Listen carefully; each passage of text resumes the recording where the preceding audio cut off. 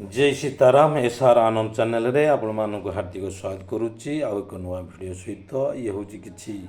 प्रतिकार व्यवस्था आम दैनंदिन जीवन में कि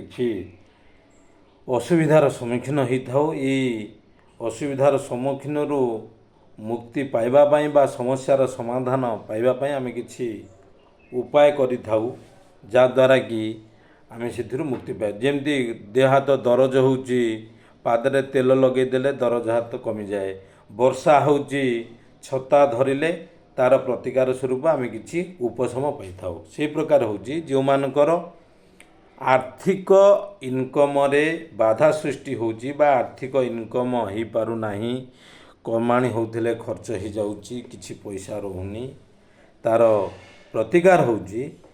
बा आर्थिक संकट सदा सर्वदा लागी रही सदा सर्वदा प्रत्येक दिन टंकेटे 2 टंका 5 टंका निजर समर्थ अनुसार शक्ति अनुसार ताने मुझे जन 10 टका बांटिबी 50 टका बांटिबी ता पाखे पैसा नथिबो तेणु दैनिक टंकाटे 2 टंका 5 टंका एतिकी कौनसी गरीब लोकटी हो दुखी लोकटी हो ये प्रकार दैनिक बांटिबे दैनिक बांटिले आपणकर आर्थिक समस्या कटिजिव। द्वितीय उपाय होची पिला मानकर विवाह हो पारुनी पिला माने पाठ पढ़ारे मन दौना चंचल होती ये प्रकार जो होची ताले ये पीढ़ी विवाह विलंब होची से माने कौन करेंगे ना निजर सक्षम अनुसार कदली गोटे हो नले आम गोटे हो जे कौन गोटे फल हो कौन गोटे लोक गरीब लोकटी को बांटा दरकार दैनंदिन बांटिले आपणकर संतान मानकर बयस बढ़ी जाऊँगी पात्र मिलूना ताले एथिरे से माने सफलता लाभ पाइबे गोटाए फल कदली हो माने निजर शक्ति अनुसार कि आपोल नहीं कि बांटिबी ता नुह निजर शक्ति अनुसार आंब गोटे हो बा केला गोटे हो ये प्रकार जोटा कि कम दामिकार फल होता क्या देखिकी बांट कि ना केला गोटे केला सबुठ बेस्ट हो केला गोटे नहीं कि बांटतु दैनिक आपणकर देखिए निश्चित भाव में सुधार आसब। जो मानकर चाकरी होना बहुत पिला इंटरव्यू दौरान चाकरी चेष्टा करुँच सफलता मिलूनी से माने कौन करेंगे जो मुंडा नमक अच्छी सिंधा नमक ये व्हाइट सफेद लुण नुह सिंधा नमक ने संधेव लवण जोटा कहुच्छे बड़ ये सैज लुण बिंडा आसो नहीं कौन करेंगे ना कौन से गोटे गोशाला को जी गाई मैंने आपण मान पाखक पलि आसवे एमती देखिए से चाटी चाटी चाटी चाटी चाटी चाटिकी जी ये उपाय करूँ जेकोसी बार तिथि बार कि ना जेकोसी दिन नहीं कि पारे एमती 3 बार करें 5 बार करें 9 बार करें 7 बार करें एमती आपन सुविधा अनुसार मात्र 500 ग्राम लुण हो किले हो तार निजर पकेट बजेट अनुसार खर्च नहीं कि मुझे गोटे 50 किलो नहीं कि लुण देदेवी गोशाला ये करी आप निजे गाई मान को खाए देखिए ए निश्चित भाव में सफलता मिलिबो। एवं जो मानकर करज लगी रही जो मानकर करज लगी रही से माने कौन करेंगे ना जो बेले आमर ये आगु को अच्छी जन्माष्टमी एवं बहुत जन्माष्टमी लंगर खाना दिज्व समस्ते कौन करेंगे ना ये जो नंद उत्सव हम से खाया पीवा देवे से लंगर रे कौन करेंगे ना किछि लुण नहीं कि देवे ये साधा लुण जमी सब्जी पड़ो साधा लुण देवे एवं ग्रीन मिर्ची निजर सक्षम अनुसार किलो हो 2 किलो हो 5 किलो हो निजर शक्ति अनुसार नहीं कि लंका एवं लुण किले लुण हो 5 किलो हो 2 किलो हो निजर सक्षम अनुसार नहीं कि नहीं 50 किलो लुण देकी आसबि ता भी नुह निजर सक्षम अनुसार किछि लंका आ किछि लुण से जगह देकी आसबे आपणकर कर्ज पलैजिव एवं ता सहित मध्य जी भी चाहिए आमर बहु बेपारी भाई मान सहित मोर लिंक अच्छी से सब्जी दिखती से जानी न था ये सब्जी दान कले मोर केते करज मुक्त हम एवं केते धन बढ़ से जानी न था बहु आमर ये संबलपुर आरएमसी अच्छी से आरएमसी बहुत लोग मत परिवा दियंती बुर्ला मार्केट परिवा दियंती कि तार कारण से माने जानी न था किंतु अजाणत दी था कारणटा आज ये वीडियो माध्यम कहूँ से करज मुक्ति हो परियाहिका दान कले कौन लंगर खाना देले ये सब हूँ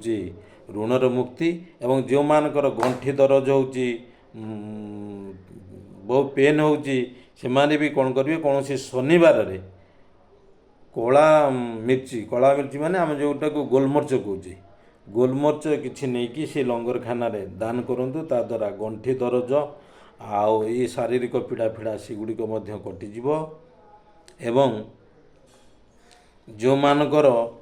ଘରେ ବାରମ୍ବାର ଝଗଡ଼ା ଲାଗିକି ରହୁଛି, ପରିବାରରେ ପିତା ପୁତ୍ରରେ, ଭାଇ ଭଉଣୀ ଭିତରେ, ସ୍ୱାମୀ ସ୍ତ୍ରୀ ଭିତରେ, ଏ ପ୍ରକାର ଯେଉଁ ବାରମ୍ବାର ଝଗଡ଼ା ଲାଗି ରହୁଛି, ଏ ଝଗଡ଼ାରୁ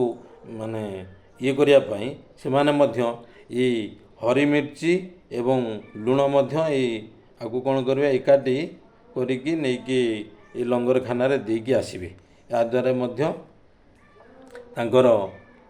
ଝଗଡ଼ା ମଧ୍ୟ କମିଯିବ, ଝଗଡ଼ା ଫଗଡ଼ା ହେବନି। କଞ୍ଚା ଲଙ୍କା ଏବଂ ଲୁଣ ନେଇକି ଲଙ୍ଗରଖାନାରେ ଏଇ ଆଗକୁ ଯେଉଁ ଅଛି ସେଥିରେ ଦେଇକି ଆସିପାରିବେ। ଯେଉଁମାନଙ୍କର ଶରୀର ଦୁର୍ବଳତା ଅଛି, ରକ୍ତ ଶରୀରରେ କମିଯାଉଛି ଏବଂ ବଳ ଆସୁନି, ତାକତ ଆସୁନି, ସେମାନେ ମଧ୍ୟ ଏଇ ଲଙ୍ଗରରେ କ'ଣ କରିବେ ନା ଚଣା ଡାଲି ନେଇକି, ଲାଲ ଚଣା ଆଉ ଏଇ ହ୍ୱାଇଟ୍ ଚଣା, ଇଏ ଚଣା ଦେଇକି ମଧ୍ୟ ଦାନ କରିକି ଆସିବେ ଲଙ୍ଗରଖାନାରେ। ଯେଉଁଠି ଭଣ୍ଡାରା ଦିଆହେଉଛି, ଜନ୍ମାଷ୍ଟମୀ, ରାମନବମୀ, ବଡ଼ ଦୁର୍ଗା ପୂଜା, ଏଇ ଯେଉଁ ଉତ୍ସବରେ ଲଙ୍ଗରଖାନା ସବୁ ଦିଅନ୍ତି, ଏଇମାନଙ୍କରେ ନେଇକି ଦେଇକି ଆସିଲେ ସେମାନଙ୍କର ଏସବୁ ଯେଉଁ ଶାରୀରିକ ଦୁର୍ବଳତା ଅଛି ସେଗୁଡ଼ିକ କଟିଯିବ। ଯେଉଁମାନେ ବାହାର ଲୋକଙ୍କ ସହିତ ପ୍ରସନ୍ନତା ବଢ଼ାଇବାକୁ ଚାହୁଁଛନ୍ତି, ସମ୍ବନ୍ଧ ବଢ଼ାଇବାକୁ ଚାହୁଁଛନ୍ତି, ବାହାର ଲୋକ କେମିତି ମୋ ଉପରେ ପ୍ରସନ୍ନ ହେବେ, ସମସ୍ତଙ୍କ ସହିତ ସୁସମ୍ବନ୍ଧ ରଖିବି, ସେମାନେ କ'ଣ କରିବେ ନା ନିଜର ଛାତ ଉପରେ କ'ଣ କରିବେ ନା କିଛି ପକ୍ଷୀମାନଙ୍କ ପାଇଁ ଚାଉଳ ହେଉ, ଗହମ ହେଉ ବା ବୁଟ ବା ଚଣା ଏଭଳିଆ କିଛି ମାନେ ଚାରା ରଖିଦେବେ। ନହେଲେ ଯେଉଁଠି ପକ୍ଷୀ ବୁଲୁଛନ୍ତି ଓଦା ଚାଉଳ ଭେଦେଇକି ରଖିଦେବେ, ସେମାନେ ଚାଉଳ ସେ ପକ୍ଷୀମାନେ ଖାଇବେ। ତାଦ୍ୱାରା ସେମାନଙ୍କର ବାହ୍ୟ ଲୋକ ସହିତ ସମ୍ବନ୍ଧ ବହୁତ ସୁସମ୍ପର୍କ ରହିବ, ସମସ୍ତେ ଆପଣଙ୍କ ଉପରେ ପ୍ରସନ୍ନ ହେବେ। ଏଇ ଉପାୟଟା କରନ୍ତୁ, ଦେଖିବେ ତାହା ମଧ୍ୟ ଆପଣମାନଙ୍କୁ ସଫଳତା ପ୍ରଦାନ କରିବ। ଏବଂ ଯେଉଁମାନେ କି ବାରମ୍ବାର ଫରଜରେ ବୁଡ଼ି ରହିଛନ୍ତି ସେମାନେ ପୁଣି କ'ଣ କରିବେ ନା ଅନାଥ ଆଶ୍ରମକୁ ଯିବେ। ଅନାଥ ଆଶ୍ରମକୁ ଯାଇକି କମ୍ପାନୀ ଚାଲୁନି ଆଉ ଋଣରେ ବୁଡ଼ିକି ରହୁଛନ୍ତି, ଆଉ ଏହି ପ୍ରକାର କାର୍ଯ୍ୟକ୍ରମ ଗୁଡ଼ିକରେ ଅନାଥ ଆଶ୍ରମ ଯାଇକି କେବଳ ପିଲାମାନଙ୍କୁ ଟ୍ରଫି ଦେବେ, ଚକୋଲେଟ୍ ବାଣ୍ଟିବେ। ତାଦ୍ୱାରା ଆପଣ ଋଣରୁ ମୁକ୍ତ ହେବେ, କାରବାର ଠିକ୍ ଚାଲିବ ଏବଂ ସମସ୍ତଙ୍କ ସହିତ ଇଣ୍ଡଷ୍ଟ୍ରି ଠିକ୍ ଚାଲିବ, ସବୁ ସୁସମ୍ବନ୍ଧ ରହିବ। ତେଣୁ ଅନାଥ ଆଶ୍ରମ ପିଲାମାନଙ୍କୁ ନେଇକି ଆପଣ ଚକୋଲେଟ୍ ଦାନ କରନ୍ତୁ, ଚକୋଲେଟ୍ ବାଣ୍ଟନ୍ତୁ। ଏବଂ ଲାଷ୍ଟ ଉପାୟଟି ହେଉଛି, ଯେଉଁ ପିଲାମାନେ ବଡ଼ ଏକ୍ଜାମ୍ ଦେବାକୁ ଯାଉଛନ୍ତି, UPSC ଦେଉଛନ୍ତି, OS ଦେଉଛନ୍ତି, ଆଉ ଏଇଭଳି ବଡ଼ ଏକ୍ଜାମ୍ ଯେଉଁ ଅଛି ଦେବାକୁ, ବା ମାଟ୍ରିକୁଲେସନ୍ ପରୀକ୍ଷା ଅଛି, +2 ପରୀକ୍ଷା ଏକା ଅଛି, ଏସବୁ ପରୀକ୍ଷାରେ କ'ଣ କରିବେ ନା ମାତା ସରସ୍ୱତୀଙ୍କୁ ପ୍ରଣାମ କରିବେ। ମାତା ସରସ୍ୱତୀଙ୍କୁ ପ୍ରଣାମ କରିବେ, ଦହି ଖାଇକି ଯିବେ ଏବଂ ଘରର ଗୁରୁଜନଙ୍କୁ ମଧ୍ୟ ପ୍ରଣାମ କରିକି ଯିବେ। ପିତାମାତା ଆଉ ଯେ ବୁଢ଼ୀମା ଦାଦିମା ହେରିକା ଯିଏ ଅଛନ୍ତି ଏଙ୍କୁ ପ୍ରଣାମ କରିଗଲେ ଏମାନଙ୍କର ଆଶୀର୍ବାଦ ମିଳିଥାଏ,